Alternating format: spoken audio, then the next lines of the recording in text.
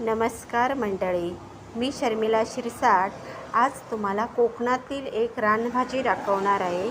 ती भाजी आहे म्हणजे कुड्याच्या शेंगा। ह्या पावसात उपलब्ध आहेत, जंगलात ह्या मिळतात। ही भाजी अतिशय पौष्टिक आहे आणि ह्या भाजीमध्ये भरपूर असे औषधी गुणधर्म आहेत। कोकणात निसर्गाचे वरदान लाभले आहे। या निसर्गात हजारो प्रकारच्या मानवाच्या शरीराला अतिशय उपयुक्त असलेल्या वनस्पती आहेत। पावसाळ्याच्या दिवसात रानोमाळी उगवणाऱ्या या रानभाज्या खऱ्या अर्थाने मानवाला वरदानच आहेत। आपल्याजवळ पिकतात म्हणून त्याची आपल्याला किंमत कळत नाही। एरवी जागतिक स्तरावर ऑर्गॅनिक फूड म्हणून आता अनन्यसाधारण महत्त्व आहे। सीझनप्रमाणेच उपलब्ध होणाऱ्या निसर्गातील उपयुक्त रानभाज्या सेवन प्रत्येकानेच करायला हवे। त्यामुळे आपल्यातील आत्मबल वाढते, शारीरिक थकवा दूर होतो। तर अशी ही एक औषधी अशी रानभाजी आहे कुड्याची शेंग। मग ती मी तुम्हाला आज कशी बनवतात ती दाखवणार आहे। तर ह्या कुड्याच्या ज्या शेंगा आहेत ना, त्या हे बघा ह्या अशा असतात, ह्या अशा मिळतात कुड्याच्या झाडाला। मग त्या आपण घरी आणून साफ करायच्या असतात। हे बघा अशा या साफ करायच्या। तर मी आता ह्या साफ करून हाताला तेल लावून, सुरीला तेल लावून व्यवस्थित बारीक कापून घेणार आहे।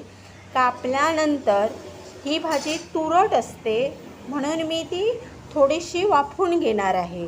त्याच्यामुळे काय होतं, त्याचा जो कडवटपणा असतो तो कमी होतो। तर अशा प्रकारे ही भाजी हाताला तेल लावून आणि सुरीला तेल लावून अशी बारीक कापून घ्यायची।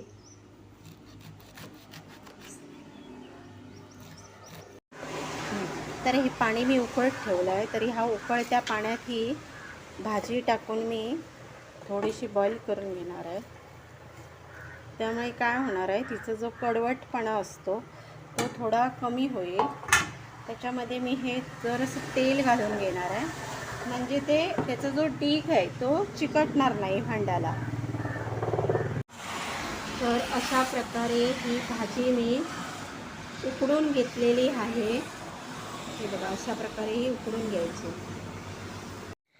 तर ह्या कुड्याच्या शेंगा मी उकडून घेतलेल्या आहेत। तर आता भाजी करण्यासाठी लागणारं साहित्य घेतलं आहे। ह्या कुड्याच्या शेंगा, हे ओलं खोबरं घेतलं आहे, हे लाल तिखट घेतलं आहे, तेल घेतलं आहे, मोहरी घेतली आहे, किचन किंग मसाला घेतला आहे, हळद घेतली आहे, मीठ घेतलं आहे आणि हे मी लसूण आणि कांदा घेतला आहे।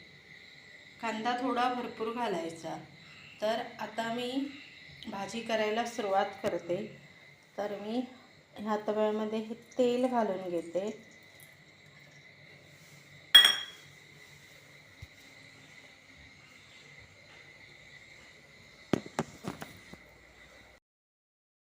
तापलं आहे तर ह्याच्यामध्ये मी ही मोहरी घालते। ती तडतडली की त्याच्यामध्ये ही लसूण आणि कांदा घालायचा।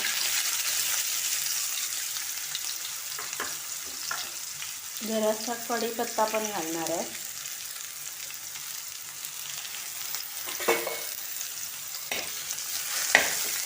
परतून घेते।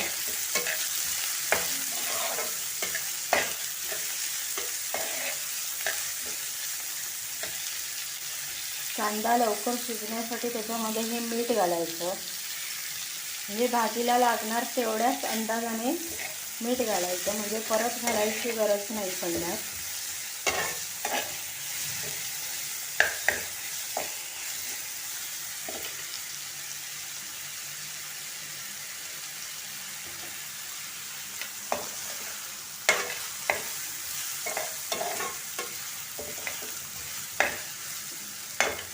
कांदा जास्त शिजू द्यायचा नाही, त्याच्यामध्ये ही आता भाजी घालायची। भाजी पण आपली शिजलेली आहे।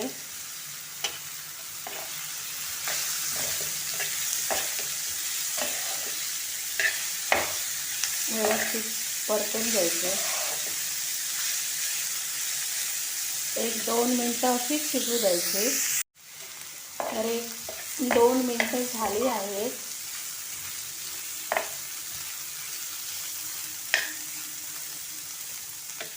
तर आता ह्याच्यामध्ये हा मसाला घालायचा,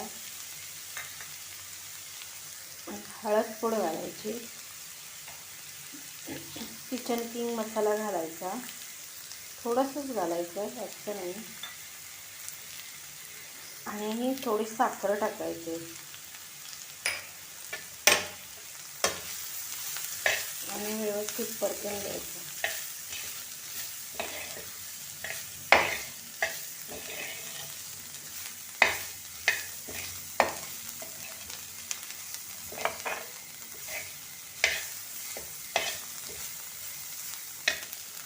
आता एक मंद गॅसवर 5 मिनटं शिजवायचे.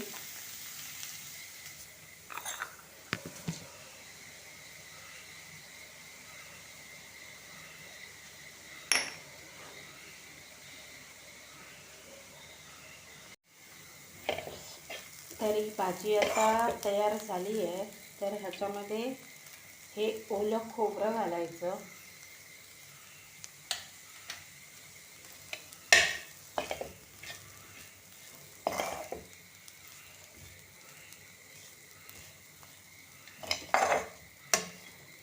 आणि 5 मिनटं शिजू द्यायची.